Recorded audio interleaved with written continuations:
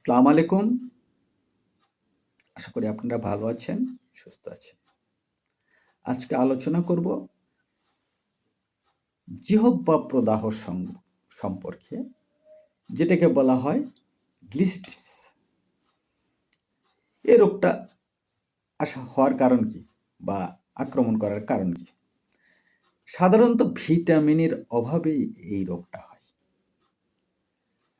এই ভিটামিনগুলো যেগুলো calcium, vitamin B complex বা এই ধরনের আয়রন জাতীয় যেগুলো আছে, নিকোটিনমাইড, এগুলোর মধ্যেই সীমাবদ্ধ থাকে।